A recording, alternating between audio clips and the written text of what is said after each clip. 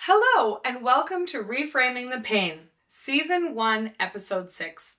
Today, we're excited to share with you a meaningful story.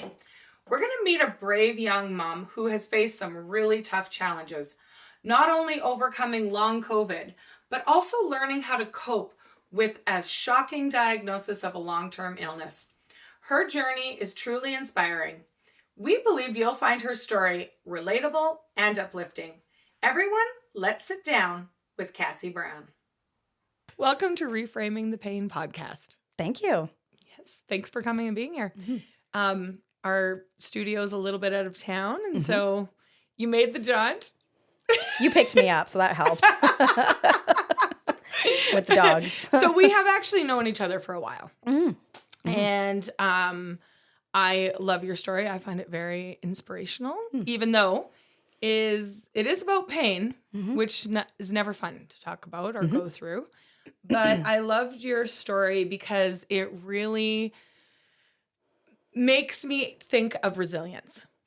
And it also makes me think, we live in a small town and resources are not just available. And they're hard to find. And I love how you took the time, even though it actually took a long time, but you really did dig yourself out of a terrible situation. Actually, we never talked about this, but the first thing I did was book a massage with you. That was the very first thing you did? That was one of the first things I did. No. Yes. I did not realize that. Because I was in excruciating physical pain, literally from the top of my head down to my toes.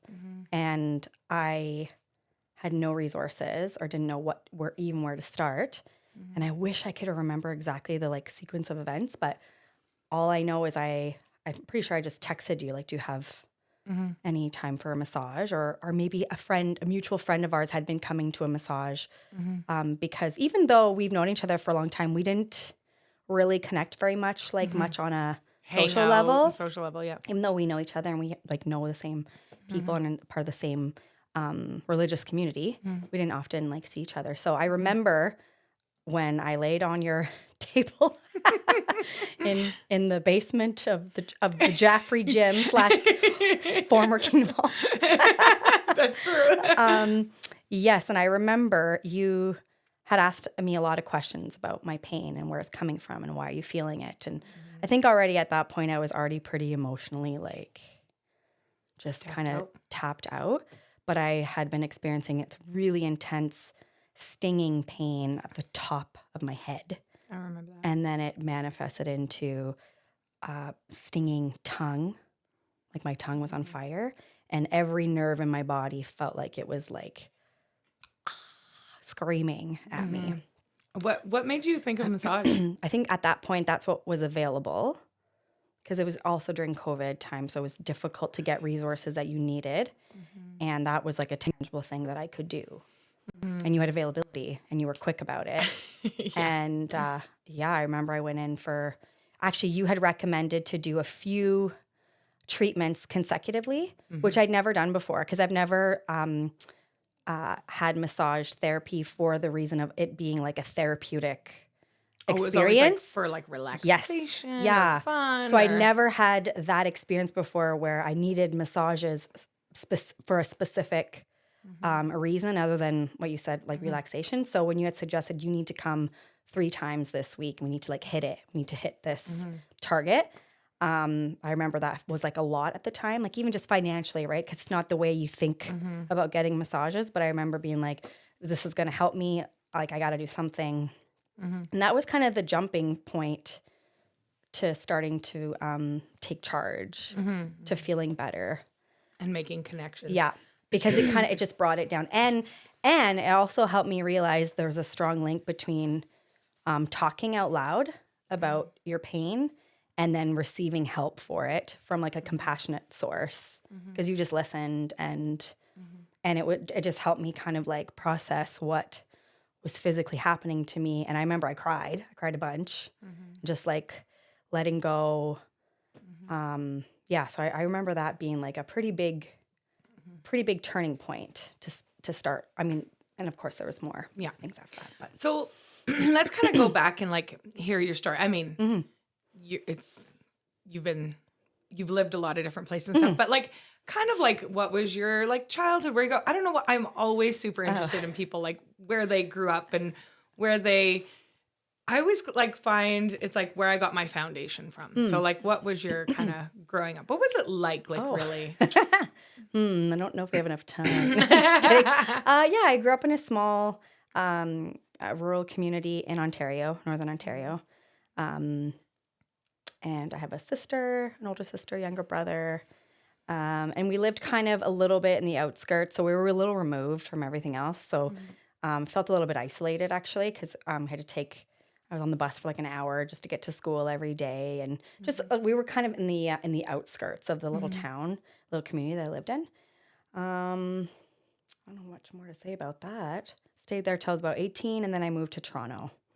So, yeah, just like I guess like a typical small Canadian town. Did you like your upbringing? Or was it hard? I mean, there are aspects that I liked. There's aspects that I didn't like, of course. But I was raised by two parents, my mom and my dad. But throughout my most of my young years, my dad struggled with addiction. So mental health problems were always an issue. But again, not having a lot of the resources that we probably could have benefited from. So true, actually. Hey? Yeah. I mean, of course, things are so different now, but at the time we knew so much less. So I guess of the three siblings, I'm the one that like did well for myself.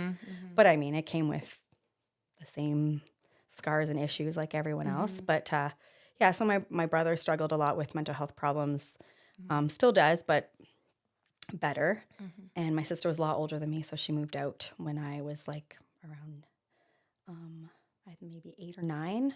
So it was mostly just me and my brother. And my mom worked really hard to your mom. To provide. We should give a little moment for your mom. We do actually. My mom. She's French. She is a very French Canadian. She's got a really thick accent. So great. And so I mean, in terms of resiliency, I probably get that from my parents, probably, especially from my mom. Like when you're kind of stuck in this like survival mode, especially raising a young family, you just push through, and a lot of people's emotional needs fall by the wayside. So true, hey? Yeah, I wouldn't say I had like the happiest childhood. But it could have been worse, I suppose. But it did prepare me for what was to come with raising my own family and realizing like where you come from doesn't necessarily have to be like, like a life sentence, but a stepping stone to like make different changes. And it so taught you resilience. Like no matter what comes up in your life, as far as I've known you, you seem to be able to like roll. You don't just like roll by it. You face it, right? And deal with it. And that's like kind of, so let's go back to you. So you moved to Toronto and when you're 18. Yeah, I moved at 18. I'm free. Life is going to be so good. Yeah, I moved at 18. I moved really young. I went straight into the workforce, working part-time because I had no skill or any like, tangible skill. I didn't go to school or anything like that. But I had friends. I had a nice community that I could, congregate with and be close to. So that was like a lifesaver, obviously. So having like a community of people right away kept me out of the pool of whatever could have happened in a big city. So that was really fun. Learned a lot there. Learned about lots of different cultures and people. That's and true. Yeah. I think like as far as like my young years go, I really like enjoyed it and had a lot of fun and have no regrets about that. And I had to kind of face reality pretty quick of how to like pay bills and all those things. It does hit you pretty hard. Yeah, I met my husband in Toronto. And I was friends with his sister first, and then met him through that. And again, we're part of the same like religious community, so you make a lot of friends, you make a lot of connections, and we had a lot of fun. It was really great. So, what brought you to the Kootenays? Oh yeah, so Jerry and I had been married for about 3 years, and we were excited to kind of just try something new, look into a different community, and we thought, well, if we're gonna leave Toronto and move, we're going to have to change our jobs and change everything anyway. So let's look at a place that we are interested in. And so we contacted a friend who happened to live in the Kootenays, who suggested a couple of areas that we might like. That's awesome. So that's pretty much. So we came here, I believe it was December 2013. We came to visit. I can't believe you guys have a few. I know. I think it was December 2013. We stayed with Sheridan and Daniel. No way. Yeah, I stayed with them for a week. They were so gracious and let us stay with them for a week, and we hadn't even met them.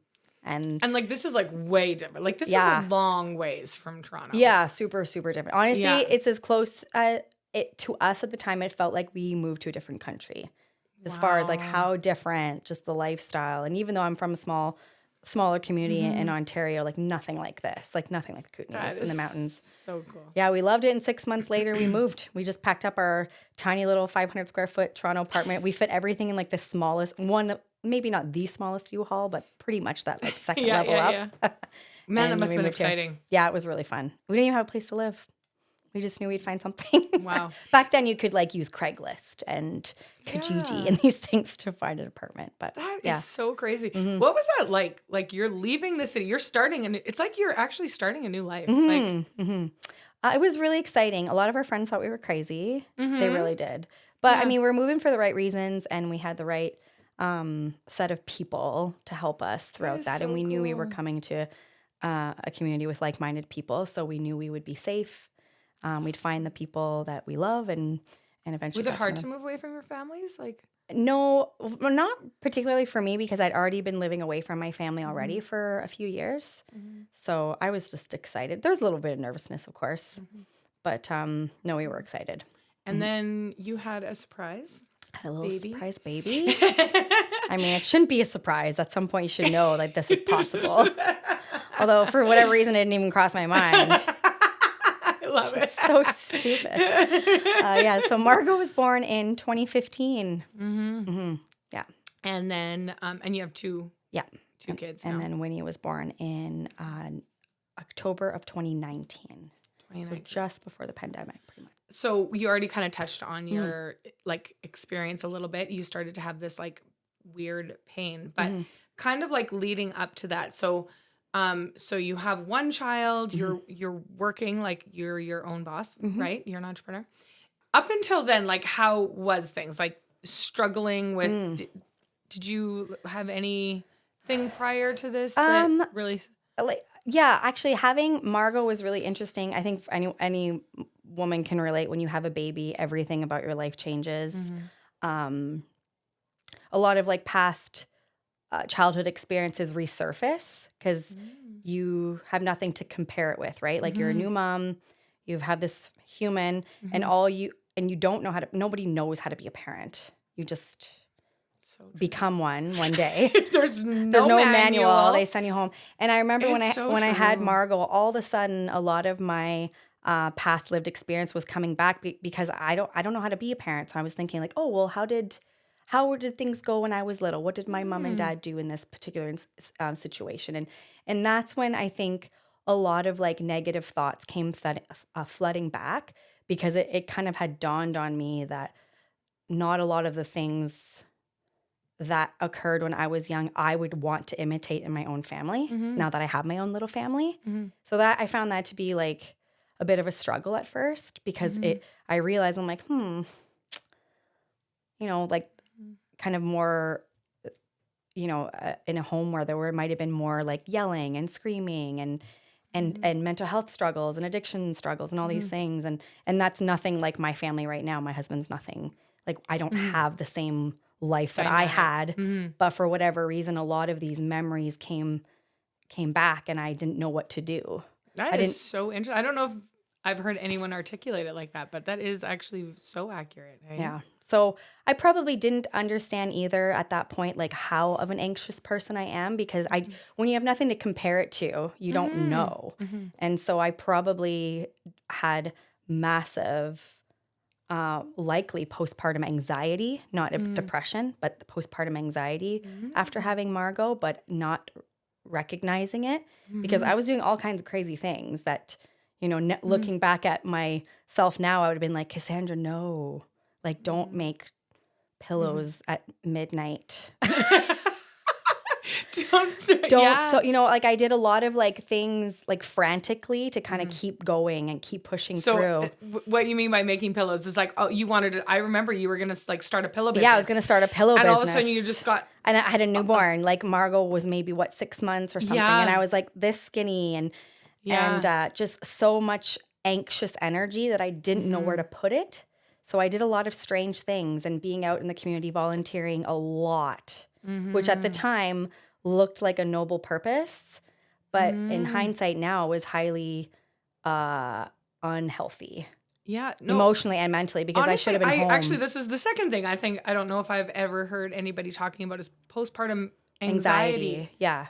You're not depressed. I wasn't depressed. I was anxious. You were anxious. And you were like just trying to fill your time. And – it's funny. Like I had my first child really young. And I remember that too. I was always like, I got to go out and do this. And I got to be a cool mom. And I got to, you know what I mean? And you're just like striving. And I've never heard anybody put it together like that. Yeah, that's straight up anxious energy just that you have to put out. Yeah. That's good. And Margot didn't sleep. That was another issue. So – and there's like all these massive changes that you go through with your partner.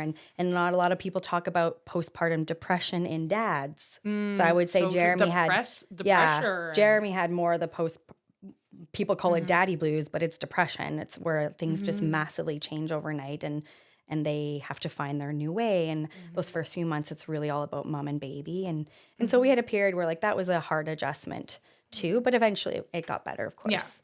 Yeah. But so that was kind of like the first few years as new parents was lots of changes, lots of adjustments, but you learn so much. Yeah, it's a lot. Yeah.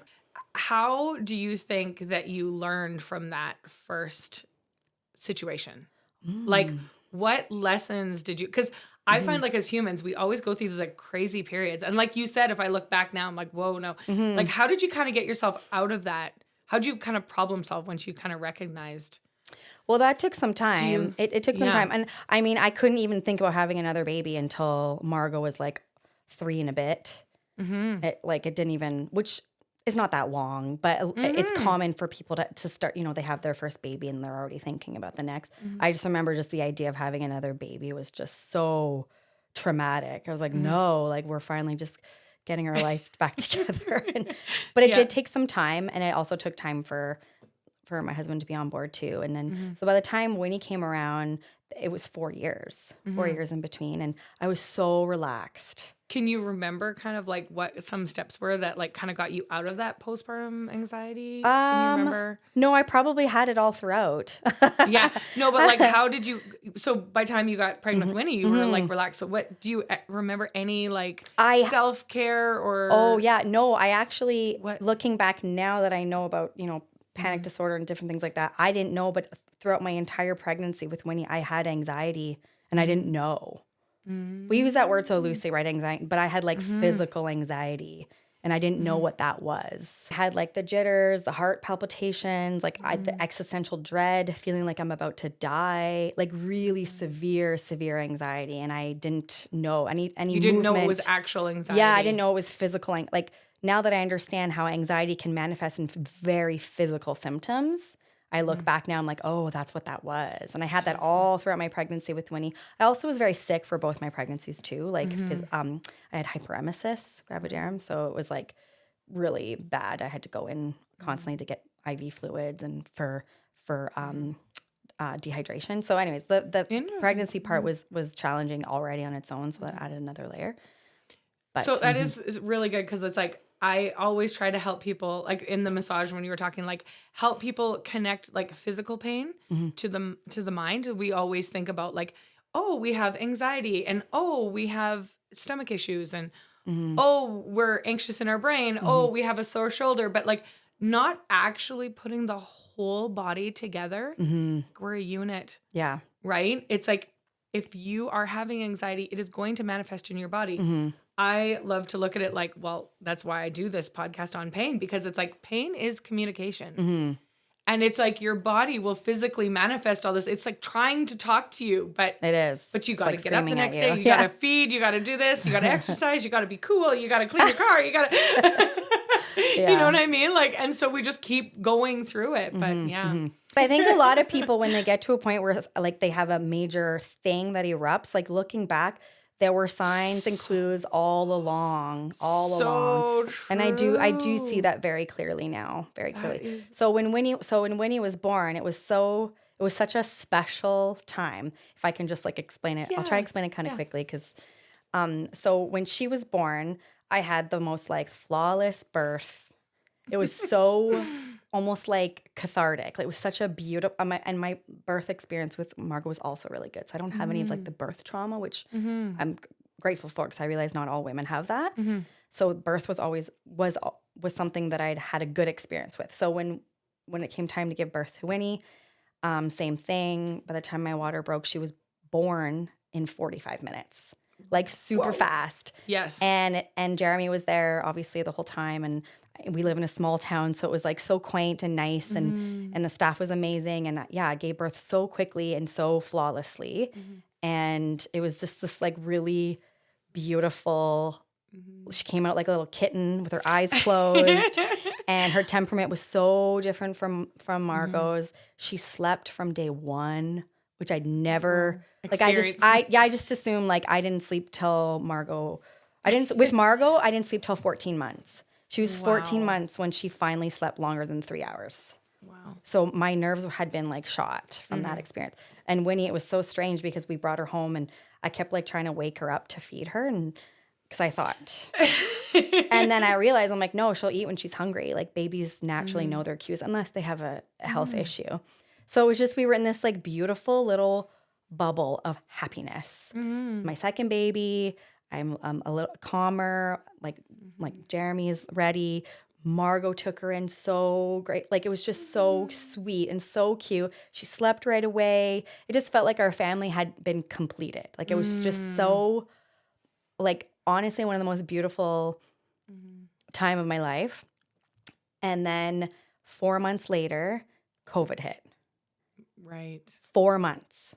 Right, like that is enough to burst anyone's and bubble. It was so jarring to my nervous system because I had zero postpartum anxiety, none. I was nursing well, sleeping so good. Like I didn't, like people were like, how do you have a newborn and you're sleeping 10, 12 hours a night? And Margot was like pretty self-sufficient, so it wasn't like I was hustling like a baby around. And then the pandemic hit, and it was so jarring to my nervous system because it felt like the entire world just like shut down and everything went from like this beautiful, safe, warm and cozy world to like whatever the heck that was, which we all remember. So and so I remember that was like a really big thing that affected me deeply. And I ended up developing postpartum depression probably by June of 2020, so a few months into it, because it was so jarring. Because of what I know of you, you're very conscious of like getting out and exercising, and you're very community minded. Yeah. You're people. You always are reaching out to people, doing things for people, volunteering for people, and it's just like part of you caring for others and being conscious of others and talking to others and helping others through like. It's a huge part of your personality. Yeah, and to share my family with others is something I enjoy. You love that. You're always like, hey, come over for lunch. And you just whip something up and it was just like gone. Yeah, it was literally just gone. Yeah, and it was scary. Yeah. And so I started to recognize the signs of what postpartum depression looks like. And thankfully, we're created with a very good sense of intuition. Mm-hmm. And so I knew, I'm like, something's wrong. Like I knew something was wrong because all of a sudden I'm like having really terrible thoughts. And I picked up, and at that point it was like hard to see a doctor because you couldn't. I remember I picked up the phone and I made a doctor's appointment. I said, I need some help. And I was able to get in right away. And a doctor essentially prescribed me my very first SSRI. Never seen a psychiatrist before, never been on anything like this before. So that was a whole rigmarole too. But it was kind of like an emergency situation where it's like I needed something to help me. And it did get me over that period of time that was really difficult for a chunk of time. And then discontinued that after a while. Yeah. So you were having, just panic. Did it seem like it was Margot when you were having Margot, the panic? Or was it like different? It was very different. It was very different? Yeah, it was very different. Because it came from a place where things were so stable and calm and felt very safe to this insane fear of like, if you get this virus, you're going to die. Your kids are going to die. People are wearing like bags over their heads to go to grocery store. Like it was it was so bizarre. The whole thing was bizarre. Yeah. And there was so much fear and are you going to take the vaccine? Are you not going to take the vaccine? Are you going to give your kids? I think a lot of us have blocked out the first year of 2020. Like I think honestly, if we were to go back and like relive that, we would be like, what the hell was that? No, it's so true. It was so strange. And I remember feeling such a deep sense of grief when I had Winnie and that happened because I knew what we were missing on. I knew. I'm like, I'm not going to get to share her with my friends the same way as I could with Winnie. I'm not going to get to have these really like fun moments with my friends and my new baby and Margot. Like just this like, so I went through a grieving process of like not. That's interesting. I did. I remember even when I was experiencing, I'm like, oh, I'm experiencing grief. Like I'm so sad about what I know that we've lost and we will never get it back. And yet at the same time, so grateful that it wasn't my first experience. So I had so much empathy for new moms. I was like, oof, like I can't imagine going through this and it being my first experience. So you got on a SSRI just for about 6 months. For about 6 months, yeah. And then you kind of stabilized a little bit. Yeah, things got better. Yeah. You just fall into your new sense of whatever normal is at that point. And then, COVID was like, oh, it's only going to last 6 months. Oh, it's only going to last a year, And then we got into, all of 2020 and then all of 2021. And then... and you did pretty good. Like you kind of stable. Yeah. Yeah, none of us got COVID because it didn't hit the community until Omicron. I don't know if people remember that way back then.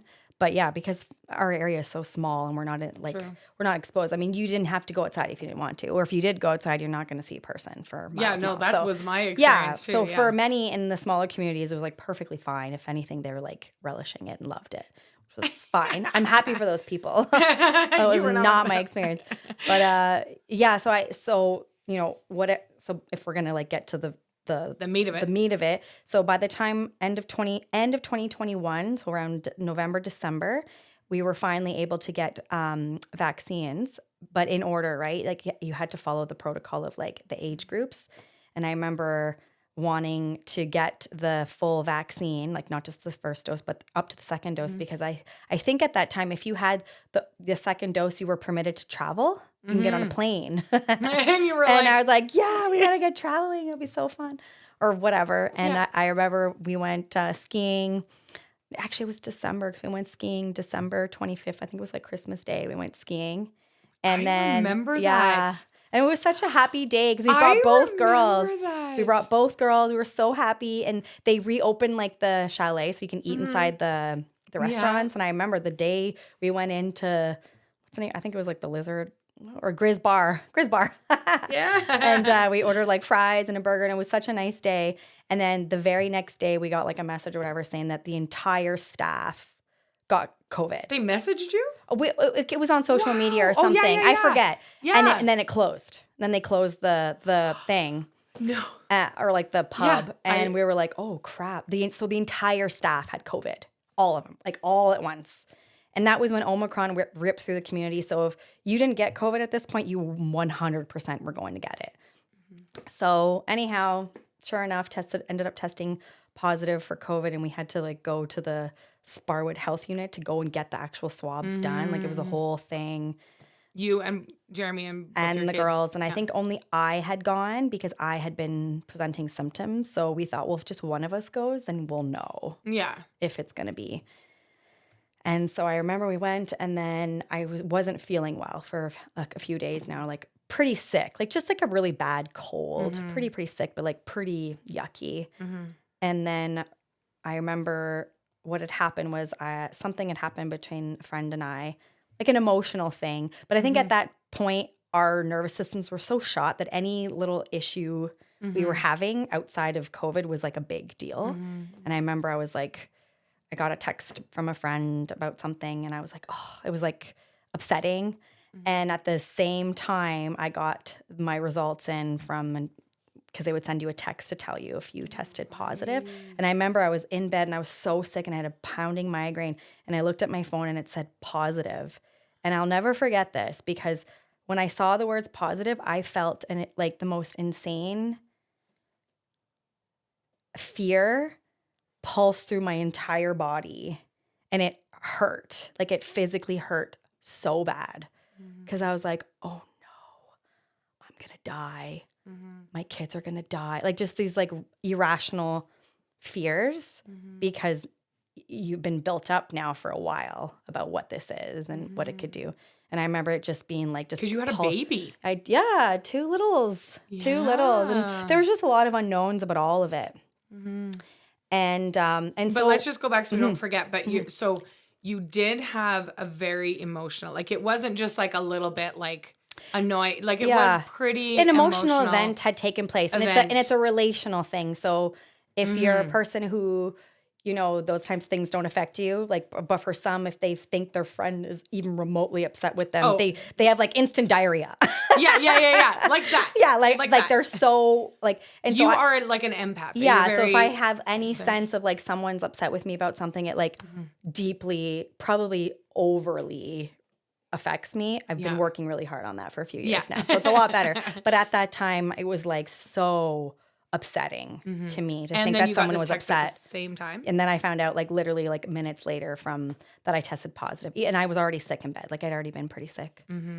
And then the physical pain. So, you know, but at the same time I was like, oh, it's, you know, it'll pass. It, like people who get COVID don't die, and they're going to get better. So fast forward 3 weeks, and I'm still so sick. Whoa. So sick, but not sick in the way that everyone else was getting sick. Everyone was getting like classic cold symptoms. I had purely neurological symptoms only. Like I didn't even have a runny nose. I just had the most insane migraine I've ever had in my life for 3 weeks. Like I thought I was going to die. And I kept going back to the hospital to say like, what is this? And like, oh, go home. It's COVID. Like this is the protocol. Like they just had a standard protocol of what they would tell you. Go home, rest, sleep. Not really given any guidance on what to do to feel better. So by like the 12th time I've picked myself up and bring myself to the emerge, they were like basically telling me like, it's in your head.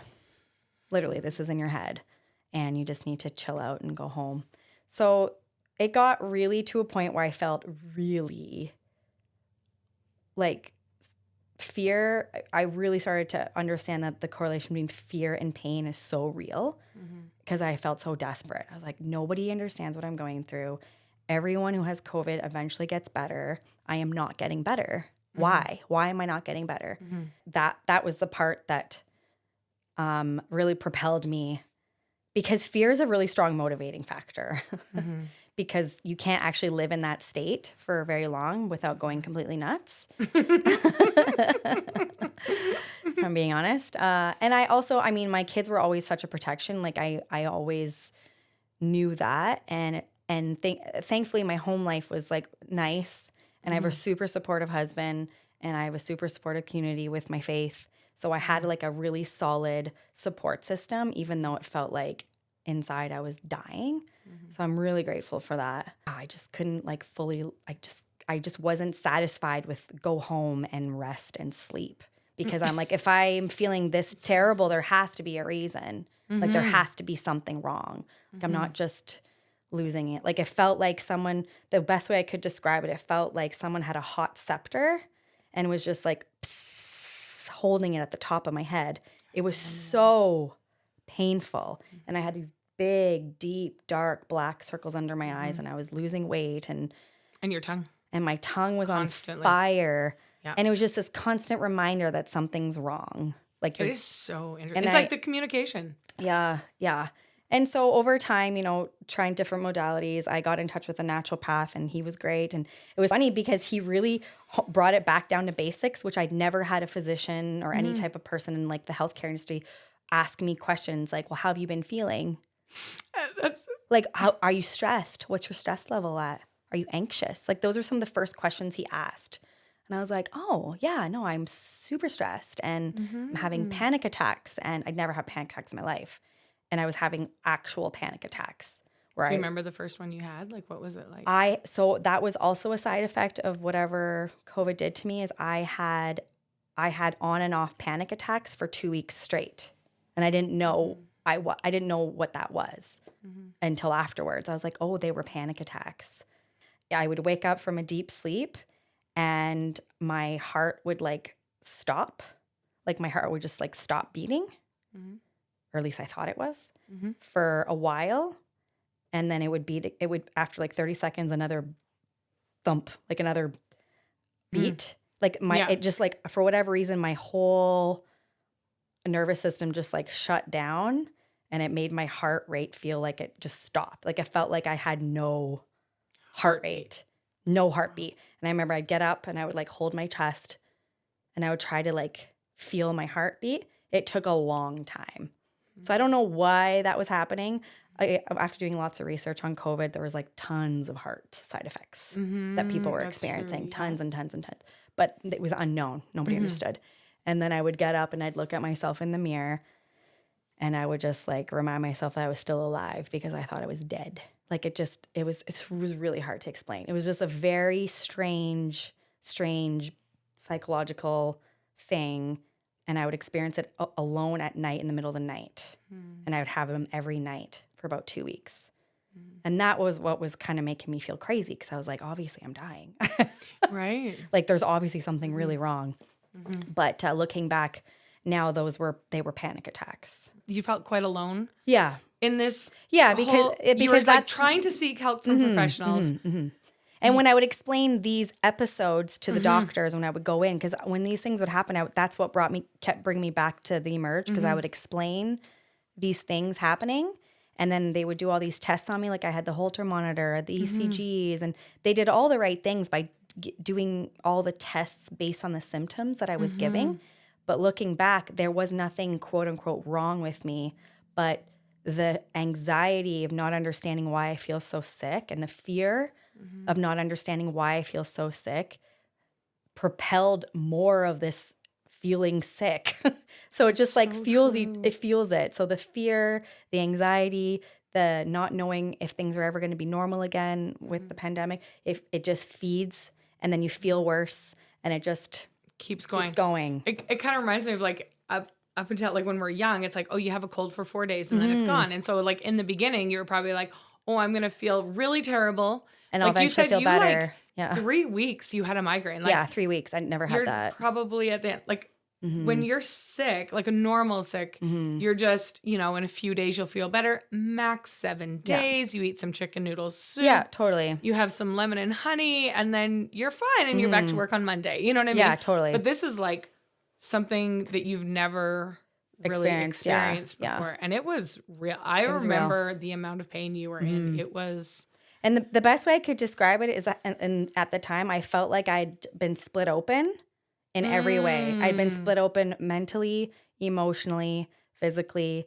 And like once you see it, you don't go back. Oh, I remember you saying that in the massage. You're like, Heidi, I feel like someone has just cracked me open. Yeah. And all of a sudden I could see so clearly. I'm like, oh, nothing is going to be the same. Yeah. I remember telling you that being cracked open isn't a bad thing. True. I remember Because that. like walnuts are in a hard shell. It's true. Got to get the And nut. it's like, it's like a beautiful thing. And it's like delicious when you crack the shell of a nut or I remember, or I was like, or if you're in a dark room and you like crack the windows open and light comes in. Yeah. It's like trying to like reframe that because like you were in so much pain. It's just like, it was hard for you to even think really straight. You know what I mean? Like it was like hard for you to see the good side of what it could be. That's like my whole goal in life is like to help people see that in pain, they are still beautiful and there's like so much to learn. There is so much to learn from it. Yeah. Yeah.